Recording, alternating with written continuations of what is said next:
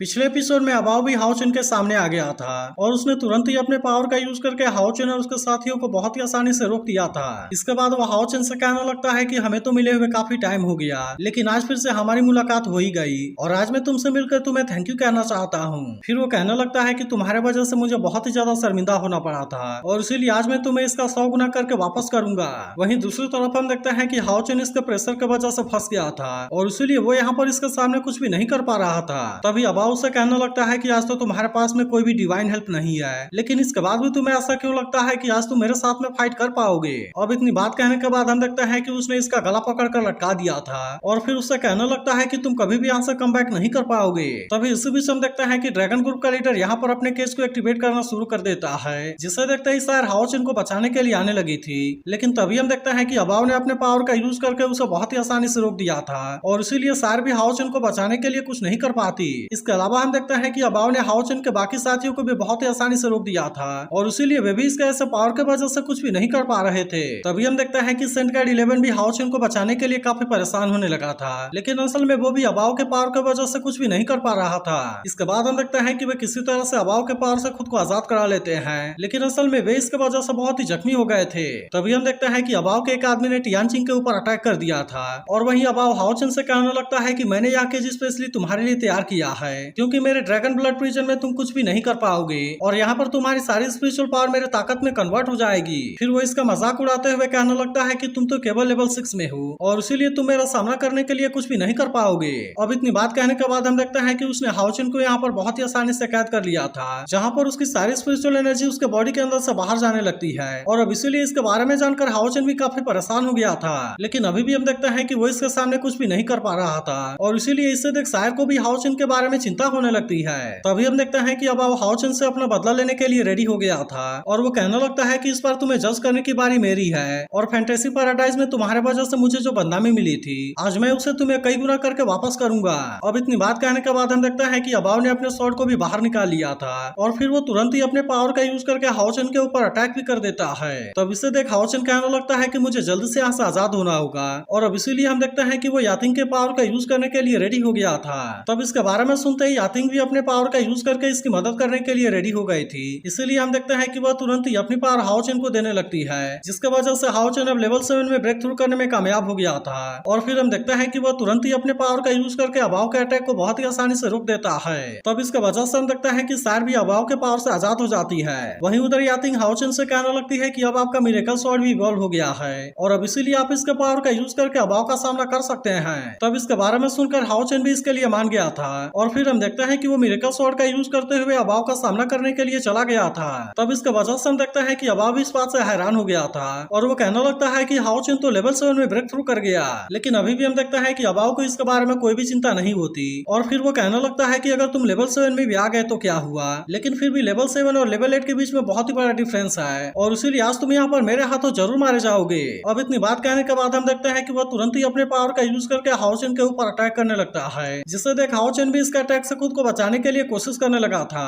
लेकिन अभी भी हम देखते हैं कि वो अबाव के ताकत के सामने ज्यादा कुछ नहीं कर पाता और इसीलिए अबाव इसके ऊपर भारी पड़ते हुए अटैक करने लगता है। इसी के साथ हम देखते हैं कि वो अपने शॉर्ट पावर का भी यूज करके अटैक करने वाला होता है, लेकिन इसे देखते ही सारी से रोकने के लिए आने लगती है, मगर तभी हम देखते हैं कि अबाव ने अपने पावर का यूज करके सार के ऊपर ही अटैक कर दिया था और फिर उसे कहने लगता है कि तुम तो अभी केवल लेवल 6 में हो, लेकिन इसके बाद भी तुम्हारी इतनी हिम्मत हो गई कि तुम मुझे रोक सको। लेकिन अभी भी हम देखते हैं कि सार इतने आसानी से इसके सामने हार मानने वाली नहीं होती और वो हाओचन को बचाने के लिए अबाव के साथ में फाइट करना स्टार्ट कर देती है। तब इससे देख अबाव भी इसके हर एक अटैक को बहुत ही आसानी से रोकने लगा था और इसी के साथ वो अपने पावर का यूज करके इसके ऊपर अटैक भी करने लगता है, लेकिन तभी हम देखते हैं कि हाओचन ने आकर उसे बचा लिया था और फिर वो सार से कहता है कि तुम इसका सामना करने के लिए रेडी हो जाओ, जिसके बाद हम देखते हैं कि इसकी बात सुनकर सार भी इसके लिए पूरी तरह से रेडी हो गई थी और फिर हम देखते हैं कि वे एक साथ मिलकर अबाव का सामना करने के लिए जाने लगे थे, मगर तभी हम देखते हैं कि अबाव भी इनका सामना करने के लिए रेडी था और इसीलिए वो भी तुरंत अपने पावर का यूज करके इनके ऊपर अटैक करना स्टार्ट कर देता है। लेकिन अभी भी हम देखते हैं कि सायर और हाओचन इतने आसानी से इसके सामने हार मानने वाले नहीं होते और वे अभी भी अपने पावर का यूज करके अबाव को रोकने के लिए कोशिश कर रहे होते हैं। तभी इसी बीच हम देखते हैं कि हाओचन को अपने पावर को एक्टिवेट करने का टाइम मिल गया था और इसीलिए वो यहाँ अबाव के ऊपर अटैक करने के लिए अपने टियानयांग 3 फाइनल के पावर को एक्टिवेट कर लेता है। लेकिन वहीं दूसरी तरफ हम देखते हैं कि सायर अकेले ही अबाव के साथ में फाइट कर रही थी ताकि इस तरह से वो इसे यहाँ पर कुछ देर के लिए रोक सके और वहीं हाओचन अपने पावर को एक्टिवेट करके अबाव के ऊपर अटैक कर दे। लेकिन तभी हम देखते हैं कि अबाव को भी इनके चालाकी के बारे में पता चल गया था और इसीलिए वो भी अपने पावर का यूज करके इनके अटैक को रोकने के लिए रेडी हो जाता है। फिर हम देखते हैं कि वो भी अपने ब्लड शैडो फ्लेम का यूज करके हाओचेन के ऊपर अटैक करने के लिए जाने लगा था, जिससे देख हाओचेन भी ग्लोरी सन जजमेंट के पावर का यूज करके इसके ऊपर अटैक कर देता है। लेकिन अभी भी हम देखते हैं कि अबाव को इस बात से कोई भी डर नहीं होता और वो तुरंत ही अपने पावर का यूज करके इसके अटैक को बहुत ही आसानी से रोक देता है। इसके अलावा हम देखते हैं कि हाओचेन भी इसके अटैक को रोकने के लिए ज्यादा कुछ नहीं कर पाता और इसीलिए वो इसके अटैक से यहाँ पर जख्मी हो गया था। लेकिन तभी हम देखते हैं कि अबाव इसे संभलने के लिए भी कोई मौका नहीं देता और वो फिर से इसके ऊपर अटैक करते हुए कहता है कि तुम अपने फुल पावर का भी यूज करके मेरा कुछ नहीं कर पाओगे, क्योंकि इस तरह से तुम मेरे ड्रैगन ब्लड प्रिजन में केवल एक छोटा सा क्रैक ओपन कर पाओगे। अब इतनी बात कहने के बाद हम देखते हैं कि अबाव ने इसका गला पकड़कर लटका दिया था और फिर हम देखते हैं कि वो अपने पावर का यूज करके इसके ऊपर अटैक करने वाला होता है। लेकिन तभी इस बीच हमें पता चलता है कि सायर ने प्रिंसेस सुई को अपने कब्जे में ले लिया है और इसीलिए प्रिंसेस सुई तुरंत ही अबाव से रुक जाने के लिए कहती है। इसके बाद सायर अबाव को धमकी देने लगती है कि तुम हाओचेन को जाने दो,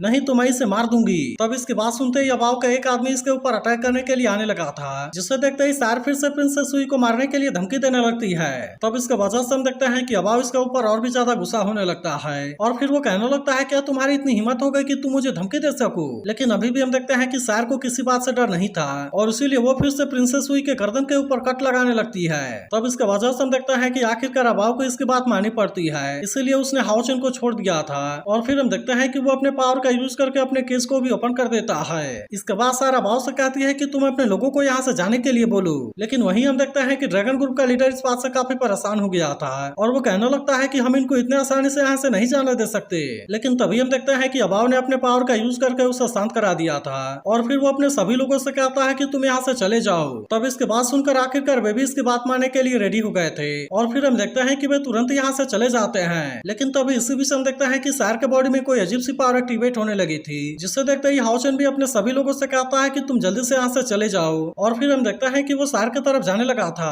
लेकिन तभी अचानक से हम देखते हैं कि सायर के चारों तरफ कोई पावर एक्टिवेट हो जाती है, जिससे देखते ही अबाव समझ आता है कि यह तो गॉड अवेकनिंग है। अब इसके बारे में पता चलते ही वह तुरंत ही सायर को रोकने के लिए जाने लगा था। लेकिन तभी हम देखते हैं कि हाओचेन भी सायर को बचाने के लिए रेडी हो गया था और इसीलिए वो अबाव को सायर के नजदीक में भी नहीं जाने देता। तभी इसके कुछ देर के बाद हम देखते हैं कि सायर की आंखें खुलती है और वो अपने सामने के नजारे को देखते ही हैरान होते हुए कहती है कि ये कौन सी जगह है। तभी उसको पता चलता है कि हाओचेन अभी भी अबाव के साथ में फाइट कर रहा है और इसीलिए वो हाओचेन को बचाने के लिए अबाव के ऊपर अटैक करने आती है। लेकिन हम देखते हैं कि वो सीधे इनके आर पार निकल गई थी और इसी वजह से सायर को कुछ देर के लिए समझ में नहीं आता कि अचानक से उसके साथ में क्या हो गया। मगर तभी इसी बीच उसे अपने सामने अपनी बॉडी नजर आती है और इसीलिए हम देखते हैं कि उसे इसके बारे में कुछ समझ में आने लगा था। मगर तभी हम देखते हैं कि अबाव हाओचेन के ऊपर अटैक करने वाला था, इसीलिए सायर उसे बचाने के लिए खुद को उसके सामने कर देती है। लेकिन हम देखते हैं कि अबाव का अटैक सीधे उसके आर पार हो गया था। तभी इसी बीच हम देखते हैं कि अबाव फिर से सायर के ऊपर अटैक करने के लिए रेडी हो गया था और वो कहता है कि मैं उसे इतने आसानी से अवेकन नहीं होने दूंगा।